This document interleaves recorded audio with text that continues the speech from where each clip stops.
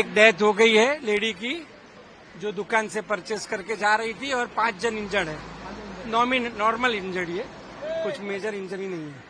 हाँ सर, सबसे पहला सवाल, यहाँ पे एक पार्ट बिल्डिंग का बालकनी क्लास का, ये कौन सा इलाका है, कितनी घटना क्या हुआ था, और अब जब आप लोग पहुंचे तो क्या स्थिति थी ये अभी हमारा जो Mumbai fire brigade control room है, वहाँ पे 10:57 में कॉल आया कि हाउस कोलैप्स हो गया है।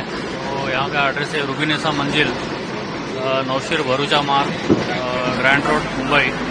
तो 10:57 में कॉल मिलने के बाद हमारे Byculla fire station, Gawale tank fire station और मेमनाड़ा फायर स्टेशन, यहाँ 3 फायर स्टेशन की जो फायर इंजिन है वहाँ यहाँ पे भेजी गई, और उसके साथ में सीनियर ऑफिसर्स भी भेजे गए, जैसे कि एडीएफओ है, assistant divisional fire officer, station officer. तो यहाँ आने के बाद लोगों से मालूम पड़ा कि ये जो गली है, 2 बिल्डिंग के बीच में गली, वहाँ पे जो बिल्डिंग है, मतलब ग्राउंड प्लस पर 4 माले की जो बिल्डिंग है, तो उसका जो साउथ ईस्ट बाजू का जो पोर्शन है वो गिरने से तो जो बाजू की जो गली है उसमें जो एक महिला जा रही थी वो मलबे के नीचे दब गए थे, और बाकी जो और 2 जो आदमी लोग थे वो उनको इंजरी थी। तो उनको हमारे आने से पहले जो 2 लोग थे उनको पब्लिक ने हॉस्पिटल में भेजा था, और बाकी जो महिला है दब गई थी डेब्रिज के नीचे, उसको हमारे लोगों ने जो रेस्क्यू टूल से, हमारे यहाँ पे जो हाइड्रोलिक और जो मैनुअल जो रेस्क्यू टूल्स है उसकी सहायता से वो महिला को निकाल के भाटिया हॉस्पिटल में भेजा। उसके बाद में जो ये बिल्डिंग देख रहे हैं उसमें लोग फंसे होते हैं, क्योंकि वो जो बिल्डिंग का जो स्टेयरकेस है वो उसका पोर्शन में गिरने की वजह से वो लोग बिल्डिंग के अंदर फंस गए थे। तो हमारे जो टर्न टेबल लैडर है, जो स्पेशल अप्लायंसेस है, उसकी सहायता से 9 लोगों को उसके केस से निकाल दिया गया, और बाजू के गली से एंगस लैडर लगा के तो लैडर से 25 लोगों को वहां से बाहर निकाला गया।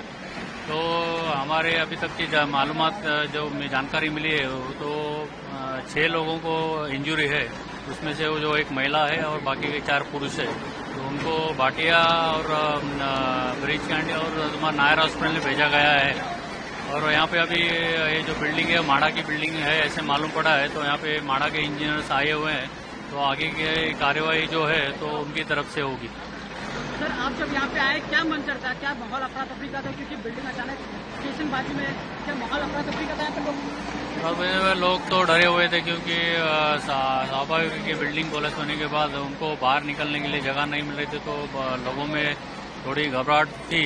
लेकिन हमारे लोगों आने के बाद तुरंत जो रेस्क्यू ऑपरेशन है वो हमने चालू कर दिया, और वो लोगों को कम से कम टाइम में बिल्डिंग से बाहर निकाल लिए गए। तो टोटल कितने लोग को आपने रेस्क्यू किया? रेस्क्यू में क्या किसी प्रकार की कोई दिक्कत आई?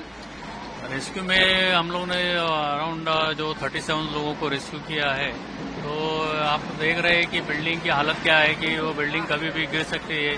तो इस हालत में हमारे लोगों ने सुरक्षितता को ध्यान में रखते हुए हमारे पास जो औजार है, स्पेशल अप्लायंस है, उसका सही तरीके से कैसे इस्तेमाल करके उन लोगों को जल्दी से जल्दी बाहर निकालने का काम किया है। क्या बिल्डिंग पूरी तरह खाली करा दिया गया सर?